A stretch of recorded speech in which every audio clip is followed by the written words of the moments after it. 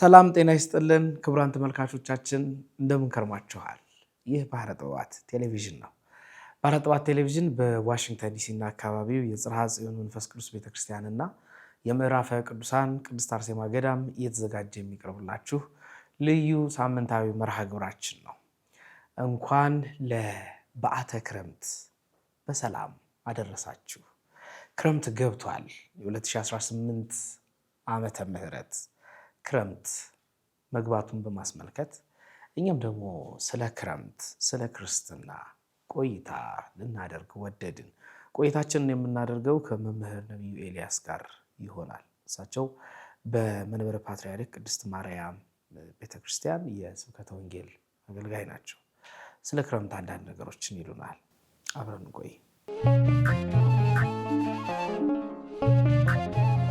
መምህር እንኳን ደህና መጡ። እንኳን ለክረምቱ በሰላም አደረሰው። እንኳን አደረሰን። ደግ ነው ክረምት መቼም። መልካም ነው። ስለ ክረምት ላወራው ተወደድኩኝና በቤተክርስቲያናችን አስተምህሮ ክረምት የራሱን የሆነ ጥልቅ የሆነ ትንታኔ የሚሰጥበት ነው። እንደ አጠቃላይ ክረምትን በቤተክርስቲያናችን አውድ ስንፈታው ምን ብለን እንነሳለን?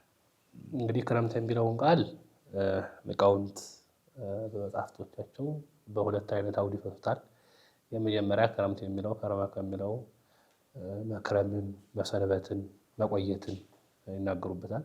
ሁለተኛ እና አለቃ ኪዳነ ወልድ ክፍሌ ደግሞ በመዝገበ ቃላታቸው ላይ እነሆ ክረምት ማለት ወርሃ ዝናብ መሆኑን ለወር ሰጥተው ይናገሩታል ማለት ነው። ስለዚህ ሁለት አይነት ፍቺዎች አሉት። ወርሃ ዝናብ እንደሆነ ወርሃ ዘር እንደሆነ ከዚያ ደግሞ መክረሙን ወይም ደግሞ መቆየት መሰንበትን ያሳያል ማለት ነው። በጣም ጥሩ።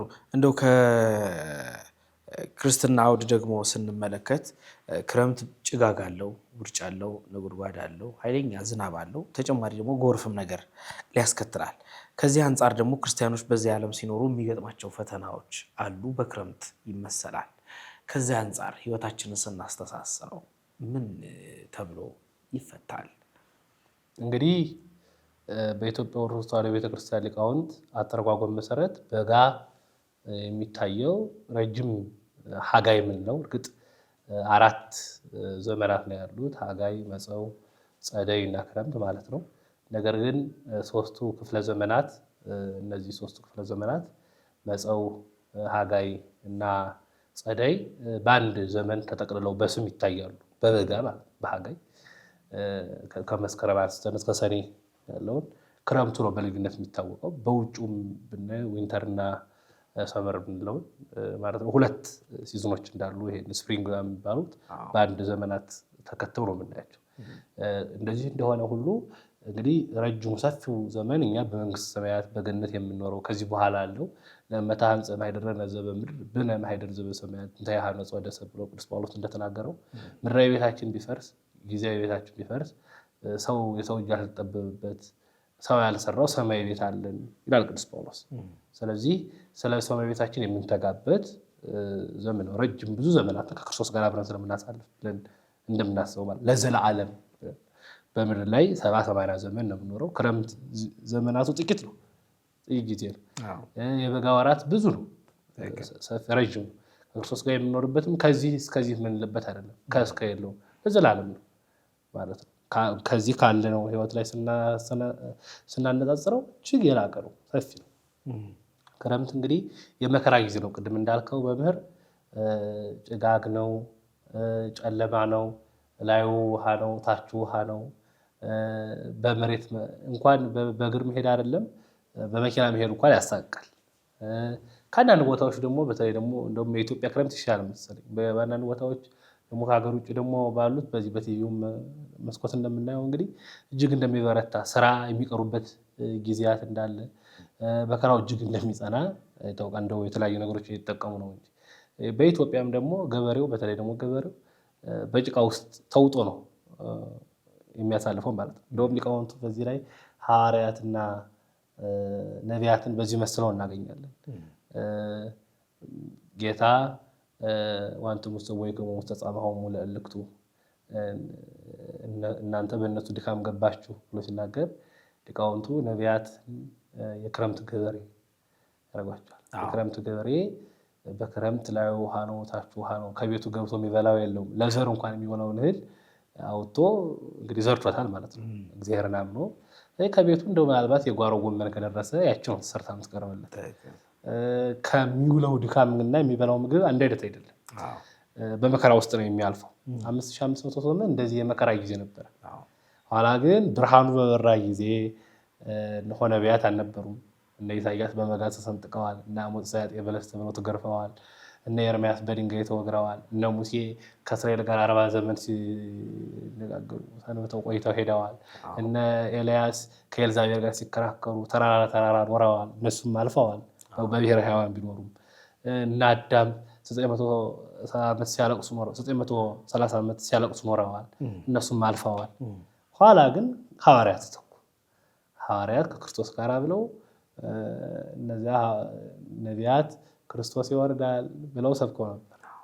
ክርስቶስ እንዴት ይወርዳል ትላላችሁ ተብለው ተወግረው ነበር። ክርስቶስ ወረደ ብለው ሰበኩ። ክርስቶስ ተወለደ፣ ክርስቶስ አረገ፣ ክርስቶስ ተነሳ ብለው በሐዋርያት በነቢያት ድካም ገብታችሁ ኃይላችኋል። ያው እነሱም የራሳቸው ድካም አለባቸው። ኋላ በሰማዕትነት ደማቸውን አፍስሰዋል፣ ከሀገር ለሀገር ዙረዋል። ግን የቀደመውን ዘመን የክረምት ዘመን ፍሬ የለውም። እንደምታዩት የክረምት ዘመን መራራ ነው። የክረምት ዘመን ከጭቃ ጋር መዳከር ነው። በዚህ ዓለም እንደዚህ ነው ነቢያት ይዛክሩ የነበሩት ማለት ነው። ሁለተኛ ዛሬ እንግዲህ በምዕመናን ቅድም በመግቢያችን ላይ ስናገረው እንደነበረው እንግዲህ ምዕመናን በዚህ ምድር ሲኖሩ በመከራ ውስጥ ነው የሚኖሩት። በመከራ ውስጥ ነው የሚኖሩት ማለት ሰው የሚያጸናባቸው መከራ እንኳን ባይኖር አንዳንድ ጊዜ በምድር ላይ የዚህ ሕይወት ብዙ መከራ ነው። ደስታና መከራ የሚፈራረቅበት ነው። ሰው ደስተኛ ሆኖ እንደው እውነቴን ለመናገር አንድ ሰዓት ራሱ ይቆያል ብዬ አላስብም። በዚህ ጊዜ የሆነ ሀሳብ መሀል ላይ ገብቶ ስንቅር ይልበታል። ሰርግ የደገሰ እያገባ ያለ ሰው ሰርጉ ላይ እንደው ሰው አነሰ ብሎ ሊያዝን ይችላል። ሀዘኑ ከመሀል ላይ ገባ ብሎ የተመረቀ ሰው በምርቃቱ የተቀበለ ዲግሪውን ስራ አገኝ ይሆን ብሎ ያስባል።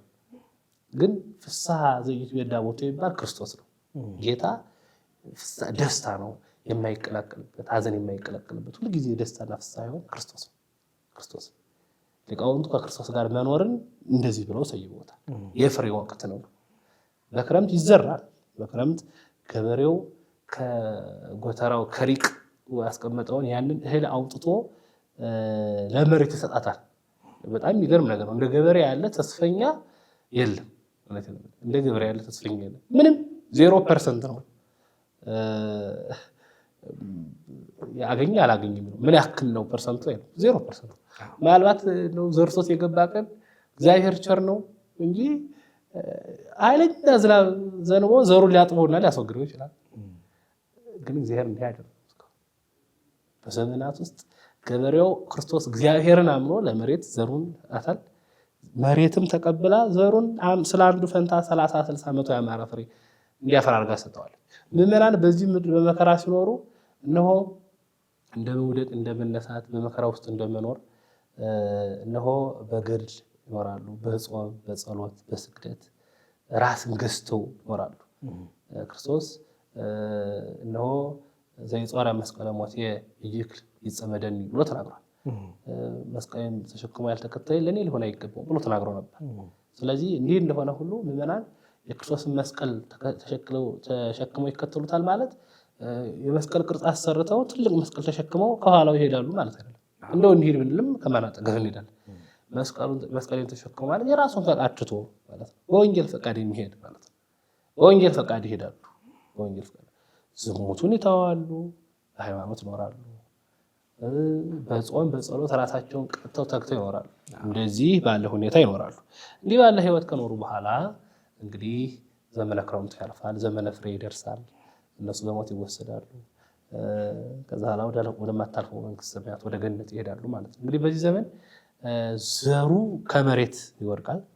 ከዛ በጭቃ ይደመደማል። ከዛ ያ ዘር ይፈርሳል።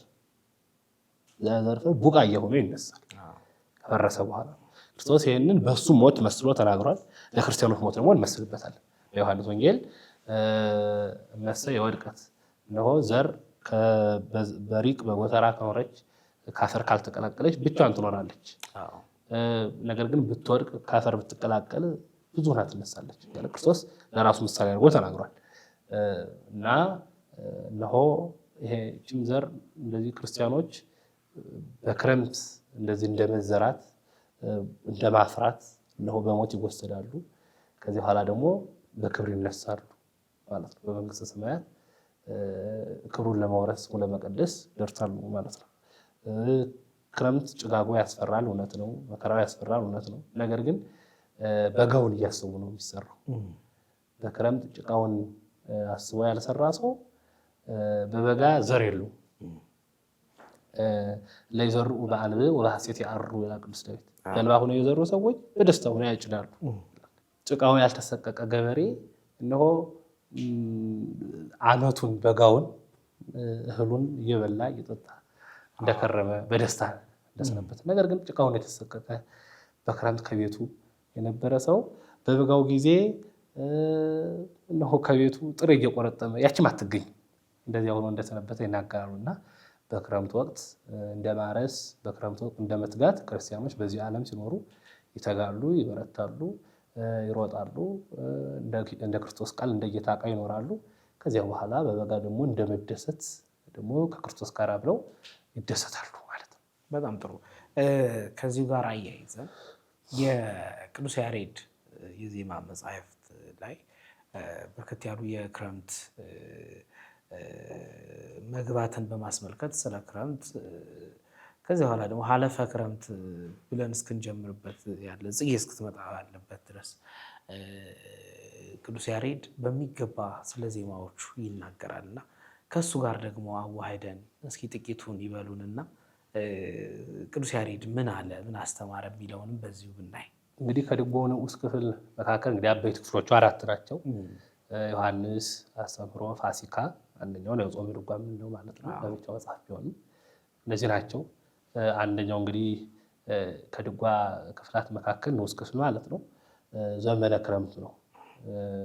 እንግዲህ በዘመነ ክረምት መግቢያና መውጫ ላይ ሊቃውንቱ ብዙ ጊዜ ክርክር አላቸው። ግን እንደ አዋጅ ከሰኔ 26 ጀምሮ ይቅርታ ከሰኔ 25 ጀምሮ እስከ መስከረም 26 ድረስ መስከረም 25 እንደሚያልቅና መስከረም 26 ነው ሌላ ዘመን እንደሆነ ይነገራል ማለት ነው። 99 ቀን ማለት ነው። ከወደዚህ ደግሞ ከሰኔ 25 እስከ መስከረም እንደዚህ ደግሞ አከፋፈል አለ። ብቻ ይሄ ችግር የለውም ማለት ነው። ታዲያ ቅዱስ ያሬድ በዚህ ዘመናት ለእያንዳንዱ በ3 አበይት ክፍላት ከዚህ በኋላ በመካከላቸው ንዑስ ክፍላት እያደረገ ከፍሎታል። የመጀመሪያውን እንግዲህ ቅድም ስትናገር እንደነበረው በዓተ ክረምት ነው። ክረምቱ የሚገባበት ወቅት ነው። ከሰኔ 25 ጀምሮ እስከ ሐምሌ 29 ያለው ወቅት ነው ማለት ነው።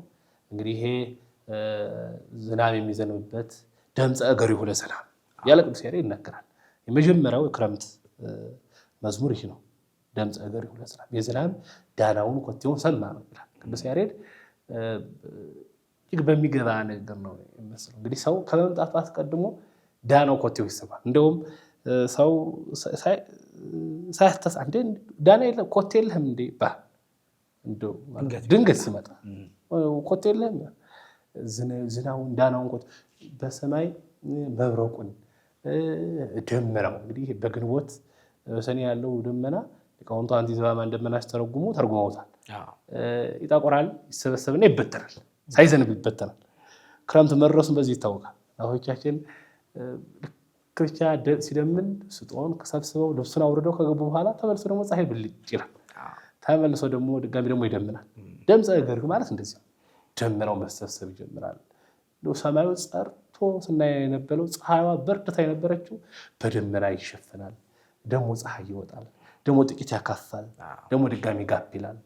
ይሄ መሬቷን እያለመዳት ነው። ሊቃውንቱ ከውን እስከ መጨረሻ አይከፍታቸውም። እንግዲህ ለዚህም የተላከ መልአክ አለ እና እነሆ ሰማይን መሳክው በዝናብ ጊዜ በሰኔ እና በሐምሌ እኩል አይከፍተውም። መሳክው ቀስ እያለ ይከፍተዋል። አንድ ጊዜ አይለቀውም። ቀስ እያለ ይከፍተዋል። ከዛ ያንን ዝናብ ዘርቶት የለ ገበሬው ውሃው ቀስ ብሎ ያረሰርሰዋል። እህሉን ከፈረሰ ከበሰበሰ በኋላ ወደ ቡቃያ ደግሞ ጥቂት ውሃውን ደግሞ ከፍ ያደርጋል። ደግሞ ጥቂት ያደርጋል። ከዛ ደግሞ ፀሐይ ይወጣል። ደግሞ ፀሐይ ያወጣል እና ድምፀ በሪሁ ለዝናብ ይላል። የዝናብ ዳናውን ኮቴውን ሰማ ነው ይላል። ሶበ ይዘንብ ዝናብ በዘነበ ጊዜ ሲስሑ ነዳያን ደስ ይላቸዋል። ነዳያን ያላቸው እዚህ ምድር ሰዎች ናቸው። እንግዲህ ዝናብ በዘነበ ጊዜ ገበሬው ደስ ይለዋል። ተስፋው ይሄ ነው። በሰማይ ደመና ሲያይ የመባረቅቱን ድምፅ ሲሰማ ደስ ይለዋል። ለምን አምኖ የዘራው ነገር ያገኘዋል። እንግዲህ የመጀመሪያው ይሄ ነው። ከዚህ በኋላ ቅዱስ ያሬድ ይቀጥላል። እንግዲህ ይሰጠው ይላል እግዚአብሔር የለመነውን ወይሰምዕ ጸሎቶ ጸሎቱን ይሰማል። እንግዲህ እባክህ ጌታዬ ዝናቡን አዝንብልኝ፣ ዝናብ ለዘር ጠል ለመከራ አትንሳኝ ያለ ይለምናል። እግዚአብሔር ይህን ጸሎቱን ይሰማና ክርስቶስን አምኖ ነውና ዘሩን ከመሬት የጣለው እነሆ ዝናብ ለዘር ጠል ለመከራ አይከለክለውም፣ ዝናቡን ያዘንብለታል። በመጠን ነው የሚሰጠው። በሰኔ የሚዘንበው ዝናብና በሐምሌ የሚዘንበው ዝናብ የተለያየ ነው። በነሐሴ የሚዘንበው ዝናብ ደግሞ የተለያየ ነው። ደግሞ በመስከረም እንኳ ይዘንባል። ደግሞ ያኛም ልዩ ነው። በየጊዜያቱ እንደዚህ ያደርጋል ቅዱስ ያሬድ። የመጀመሪያው እንግዲህ በዓተ ክረምት የምንለው ይሄ ነው ማለት ነው። እስከ ሐምሌ 29 ያለው ነው። በመካከሉ ሰሙነ ዘር አለ፣ የዘር ወቅት አለ፣ በዓተ ክረምት የምንለው አለ፣ ራሱ አለ። ከዚህ በኋላ ደግሞ ወደ ማይከለ ክረምት ይሄዳል። ማይከለ ክረምት እንግዲህ ሰፊ ዘመን ነው። ከዚህ ከሐምሌ 29 አንስቶ እስከ ነሐሴ 29 ጳጉሜን የሚያካትታሉ ያለ ዘመን ነው። እነ ሞተ አበው፣ እነ ደሰያት፣ እነ ጉለቋት ያሉበት ወቅት ነው ማለት ነው። ሁለተኛው ማይከለ ክረምት የምንለው ጉለቋት እንግዲህ አንደኛው ክርስቶስ ምን ያክል በክረምቱ በነገራችን ላይ ብዙ ቃለ እግዚአብሔር ስለ ተስፋ ነው የሚነገረው። ለምን የተስፋ ወቅት ስለሆነ ማለት ነው። በምድር ያለነው ህይወት ቅድም መግቢያችን ላይ ስናገር ነበር የተስፋ ነው። ስለ ተስፋ ነው። ለምንድን ነው በሃይማኖታችን የምናገኘውን ጥቅም በተጋድሎ ውስጥ የምናገኘውን ጥቅም እያወቅን እየተረዳን በክርስቶስ ተማምነን መውደቅ መነሳቱ እንዳለ ሆኖ ማለት ነው። በኃጢአት ስንወድቅ በንስሐ እየተነሳን መከራ ሲያገኘን ከመከራው እነሆ ጌታ ሆይ እያልን ከመከራው እየወጣን ተስፋ የምናደርገው ነገር አለ። ተስፋ ያስታግሳል። እንደ ዕጣን ነው ተስፋ። ዕጣን ከሩቅ አድርገው ሲሸቱት ያን ሽታው መዓዛው እየሳበ ይመጣል። ቅዱሳት መጽሐፍትን ስናነብ ስለ ክርስቶስ ስናድምጥ የቅዱሳን ተጋድሎን ስንሰማ በመከራ ውስጥ እየኖርን ነገር ግን መከራው መከራ መስሎ አይታይም። ተስፋው ምን ያደርጋል ማለት ነው። በዚህ መከራ ውስጥ የምናገኘውን ክርስቶስ እንደሆነ እናውቀዋለን ማለት ነው። በክረምቱ ብዙ ጊዜ የተስፋና የሃይማኖት ነገር ነው የሚሰበከው። ሶስት ነገር አለው በዚህ ክረምት ውስጥ። የጥምቀት ምሳሌ ነው፣ የሃይማኖት ምሳሌ ነው፣ የቃለ እግዚአብሔር ምሳሌ ነው። እና እነሆ የተስፋ ወቅት ነው ይሄ ዋናው የተስፋ ወቅት ነው ማለት ነው። ስለዚህ በተለይ ደግሞ ለተስፋ ምልክት የሆኑት ነገሮችን ቅዱስ ያሬድ ያመጣል በማይከለ ክረምት ላይ። ጉለቋት ለምሳሌ ጉለቋት ማለት ይሄ የቁራ ልጅ የምንለው ነው ማለት ነው። እንግዲህ ቁራ ልጅ ከእንቁላሉን ከወጣ በኋላ ቀይ ሆኖ የሚወጣ እና አባቱን አይመስልም፣ አባቱንም እናቱንም አይመስልም። ሌላ ፍጥረት የመጣባቸው ይመስሏል፣ ትተውት ይሄዳሉ። ፀጉር አላወጣም ገና አልጠቆረም እንደነሱ። ስለዚህ ትተውት ይሄዳሉ። የዚህን ጊዜ ሰውነቱ ሞቃት ነው፣ ዘመኑ ክረምት ነው። ስለዚህ እነሆ ሞቃት ክረምት ባይሆንም ዘመኑ፣ ነገር ግን ሰውነቱ ሙቀቱን ፈልገው ተሐዋሳያን ይመጣሉ። ተሐዋሳያን ሲመጡ እነሱን እየሳበ ይበላል። እንደውም አባቶቻችን እውር አሞራን የሚቀልብ ጊዜ ያውቃል። እውር አሞራ የዛን ጊዜ አይኑ አያየለትም፣ ገና ልጅ ነው፣ ከእንቁላል እንደተፈለፈለ ነው። በሮ በሰማይ ተሽከርክሮ በምድር ዞሮ መመገብ አይችልም። እዛው ከጎጆ ውስጥ ነው ያለው። ስለዚህ እግዚአብሔር ይመግበዋል።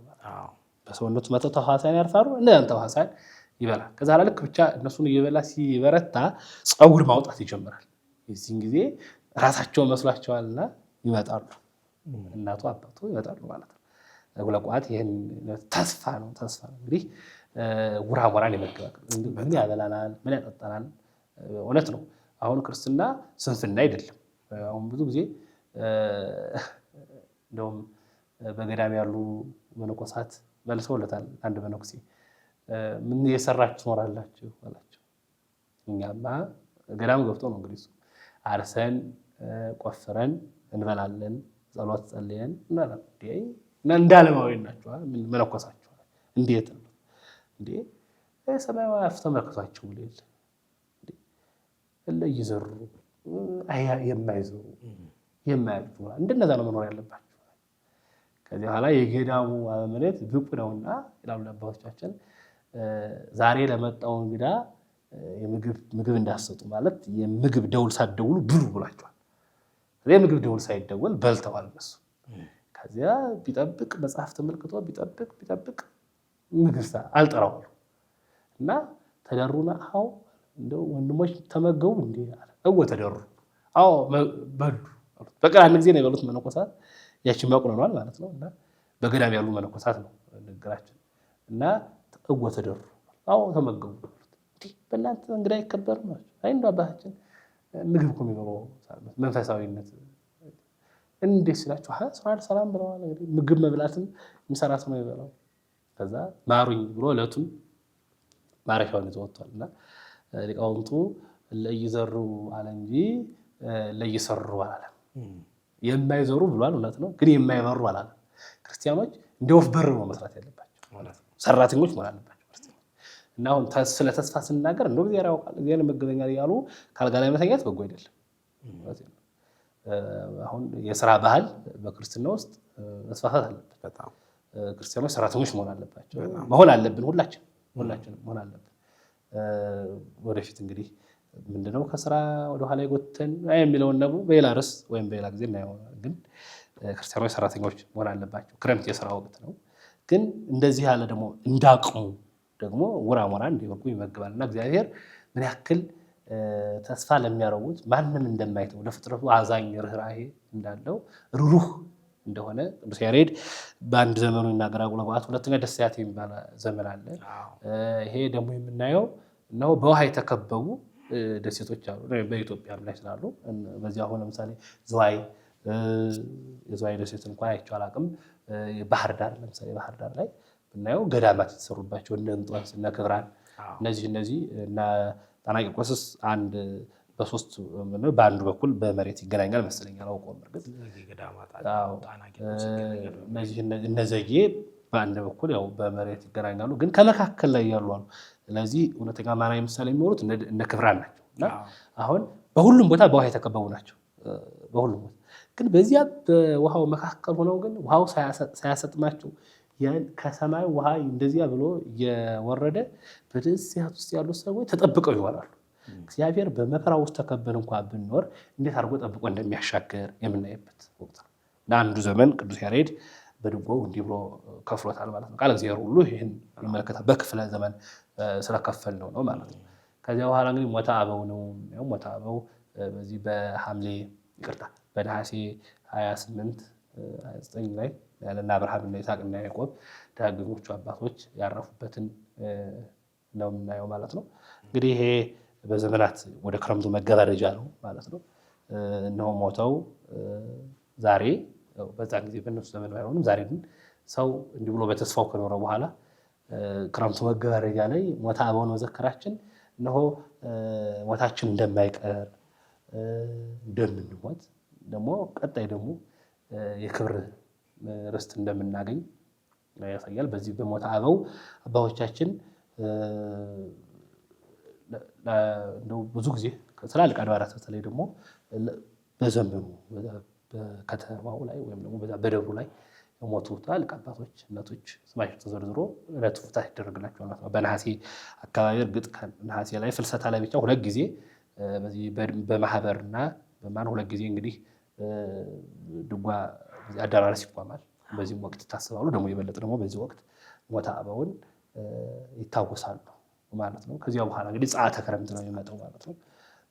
ጸአተ ክረምት አስቀድሞ ነው እንግዲህ ንግግሩ ነው ስነ ቃሉ የሚጀምረው ቡሄ ከዋለ የለም ክረምት፣ ዶሮ ከጮኸ የለም ሌሊት እየተባለ ይነገራል። ክረምቱ እየቀሰቀሰ እንግዲህ ሐምሌ መሀል ላይ ማዕከለ ክረምቱ ዝናቡ የሚበረታበት ጨለማው የሚሰፍንበት መውጣት መግባት የማይቻልበት ነው። ዝናቡ በደንብ የሚዘንብ ሰኔና ወደ ነሐሴ መጨረሻ ደግሞ ክረምቱ ጋብ የሚልበት ነው ማለት ነው። ከዚህ በኋላ በመስከረም እንግዲህ እነሆ ፀሐይ ተፈነጥቃለች። በደመና የተከለች ብትሆንም ፀሐይ ተፈነጥቃለች። ዝናብ እንደ ካፊያ ነገር ነው ማለት ነው። መሬቱ እየጠበቀ ስለመጣ ማለት ነው። የጠበቀውን መሬት በሰኔ ቅድም ስናገር እንደነበረው ያንን ለማጥበቅ ውሃውን እንዲችል ቀስ አድርጎ ሲያዘንብ የነበረው ደግሞ ቀስ ብሎ እየለቀቀ አንድ ጊዜ አይተወውም ማለት ነው። የለቀቀ ደግሞ ከዛ ደግሞ ለዘር ጊዜ ይሰጣል። ከዛ በክረምት ያበቀለውን ደግሞ በፀሐይ ያበስለዋል ደግሞ ማለት ነው። ደግሞ ፀሐዩ ከዛ ወደ መስከረም ከመስከረም 25 በኋላ ደግሞ እነሆ ሀለፈ ክረምት ቆመ በረከት ብለን እነሆ የፍሬ ወቅት እንደደረሰ እናገራለን። በመስከረም ውስጥ እንግዲህ ዘመነ ፍሬ የምንለው አለ፣ ዘመነ ዮሐንስ የምንለው አለ። እንዲህ አይነት ዘመናት አሉ ማለት ነው። በሶስት አበይት ክፍላት ብቻ በድጓው ተከፍለዋል። ዘመነ ክረምቱም የድጓው ንዑስ ክፍል ነው። ንዑስ ክፍሉን ደግሞ ድጋሚ በንዑሳት ክፍላት በሶስት ከፍለ ነው እናያለን ማለት ነው። አበይት ክፍላቱ ግን የክረምቱ 3 ነው ማለት ነው። በአተ ክረምት፣ ማእከለ ክረምትና ጸአተ ክረምት የምንለው ማለት ነው። በአገባቡና በዘመኑ ነው የከፈልነው። በመካከል እነ ውለቋት፣ እነ ደስያት፣ እነዚህ እነ ሞታ አበው እነዚህ አሉ። እነ መባርቅት ከሐምሌ 19 ጀምሮ መባርቅቱ በቅኔ ቤትም ከዚያ ጀምሮ ነው የሚያስነግረው ማለት ነው። በጣም ጥሩ።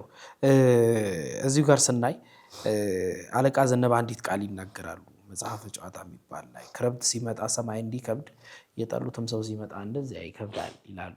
እኔ ከመጽሐፍ ምናልባት መጽሐፈ ጨዋታን አይተውት ከሆነ እና እሱ ላይ ይሄንን ቃል ሲጠቀሙ ክረምት ሲመጣ ከባድ ነው፣ የምንጠላቸው ሰዎች ሊኖሩ ይችላሉ። ምናልባት ያው መጥላት ባይገባንም የሚጠሏችሁን ውደዱ፣ የሚረግሟችሁን መርቁ ስለተባለ ከዚህ አንጻር ተስማምቶ ለመኖር ጸበኛ ላለመሆን ተጨማሪ ደግሞ ካሉት ከማህበራዊ ግንኙነቶቻችን ጋር ሰላማዊ ግንኙነትን ፈጥሮ ከመኖር አንጻር ክረምት የሚነግረን ነገር ይኖር ይሆን? እንግዲህ ስለ መጽሐፉ ካነሳ ነው መጽሐፉ መጽሐፈ ጨዋታ ይባላል። ያው ሃይማኖታዊ መጽሐፍ አይደለም። ከጥቅሱ ጀምረን ስናየው ማለት ነው። ሊቁ ነገራችን ላይ አለቃ ዘነብ ኢትዮጵያዊ ነው የሚባሉት። አለቃ ዘነብ ኢትዮጵያዊ ይባላሉ። መጽሐፉ ሲጀምሩ ያስቀያል። አሁን ገና ሲጀምሩ ነው የሚያስቀይ። እግዚአብሔር እስኪሻር ሚካኤል እስኪያንቀላፋ ድረስ በኖርኩኝ ይላሉ። እንግዲህ የማይሳኩ ነገሮች ናቸው። እሳቸው ለዘላለም መኖር እንደማይችሉ ከዛ ቀጥሎ ይሄን የሚያወስድ እና በነገራችን ላይ ክረምት ሲመጣ እውነት ነው ይከብዳል፣ ጨለማ ነው። አሁን በነገራችን ላይ አሁን ላለነው ላይከብደን ይችላል። እንደው ይሄንን የበለጠ ከብዷቸው የሚያውቁት በክፍለ ሀገር በገጠር የሚኖሩት ናቸው። እኛ ያው ጭቃው በኮብልስቶን ተሸፍኗል፣ መሬቱ አስፋልት ሆኗል። በቁላ አልሄድም አይልም፣ ፈረሱ አልጫንም አይልም። ዝናብ መጣ ወንዝ ሞላ የለም፣ መንገድ ነው፣ ሁሉ መንገድ ነው። በክረምት ግን መሻገር አይቻልም። ከአንድ ወር አንድ ቦታ መሄድ አይቻልም። ክረምቲቱ እስከምታልፍ ድረስ በዛው በመንደሩ ተሸፍነው እንደው ይገርማችኋል። በመጽሐፍቶቻችን እንደምናየው እናቶቻችን አባቶቻችን እንደሚነግሩ ለቅሶ ራሱ የሚደራረሰው መስከረም ከገለጠ በኋላ ከአንዱ መንደር አንዱ መንደር ሂዶ ማለት ነው። እናቱን ላይ ቀብር ይችላል፣ አባቱን ላይ ቀብር ይችላል። የውሃ ሙላት አያሻግረውም ማለት ነው። እንደዚህ ይከብዳል ክረምቱ። ጭቃ ነው፣ አያስኬደውም። የዘር ወቅት ነው፣ እንቅስቃሴ የለም። ገበሬው በስራ ተጠምዶ የሚያመሽበት ነው። እግሩን ለጠጠር እየሰጠ ሰገጥ መሬት ሲመጣበት ያንን እያረሰ ከበሬው ጋር እየታገለ የሚከረምበት ወቅት ነው። የሚጠሉት ሰውም እንደው መቼም እንደው ምንም በመንፈሳዊ ቤት ያለን ቢሆንም ግን ስጋ ለበሶች ነን። ዛሬ የምንጠላው ሰው እንኳን በአካል አይደለ በቲቪ ሁላ ሲመጣ ራስ አለፉልኝ ሰው እንደው እሱማ ላይ በቴት ሊሄድ ይባላል። እና እውነት ነው ክረምት ይከብዳል። ግን ሊቁ አለቃ ዘነብ ዝቅ ብለው ይህን ጨርሰውታል። ምን ይላሉ? ዝቅ ብለው ክረምትና ኮሶ ለጊዜው ይመራል ይላሉ፣ ኋላ እያደር ግን ይጣፍጣል ይላሉ። እንግዲህ ኮሶ ሆድ የሚቆርጠው የነበረውን ያንን በሽታውን ሲያስወግድ ለጊዜው ሲቀምሱት እየመረረ ቢቀምሱት ኋላ ግን ጤና ሲሰጥ ጤነኛ በመሆኑ ደስ ይለዋል። ጤነኛ በመሆኑ ማለት ነው። ክረምትም ለጊዜው ቢከብድ ኋላ ለዘር ለመከር ሲደርስ መሬቱ እህሉ በቅሎ ሲታይ ደስ ይላል። እንኳን የዘሩት የራሳቸው ሀብት እንደሆነ እያዩት አይደለም። እኛ እንኳን በመኪና አልፈን ስናይ መሬቱ በእህል ተሞልቶ ስናየው ደስ ይላል። የክረምቱ ውጤት ነው ማለት ነው። እና ክረምት የመከራ ነው። ቅድም እንደተናገርነው ክርስቲያኖች በዚህ ዓለም ሲኖሩ መከራ ሊሰቀቁት እንደማይገባ፣ በመከራ ውስጥ ፍሬ እንደሚገኝ፣ በመከራ ውስጥ ልምላሜ እንደሚገኝ፣ በመከራ ውስጥ ተድላ እንደሚገኝ የሚታይበት ነው ማለት ነው። መምህር ነቢዩ ኤልያስ በዚህ ድረስ እዚህ ስቱዲዮ የመጣው ስለ ክረምት ይህን የመሰለ ውይይት ስለሰጡኝ ከልብ አመሰግናለሁ። ጊዜ አክብረልኝ። አሜን። ክቡራን ተመልካቾቻችን ስትከታተሉት የነበረው ስለ ክረምት ውይይታችን ነበረ። ክረምት ገብቷል። እናንተም ይህንን ውይይት ስሙ። በክርስትና ሕይወታችሁ ላይ ይህችን ትምህርት ጨምሩባት መልእክቴ ነው። አብራችሁ ስለነበራችሁ ከልብ አመሰግናለሁ። መልካም ቆይታ ይሁንላችሁ። ቤተ ክርስቲያን ባሕረ ጥበባት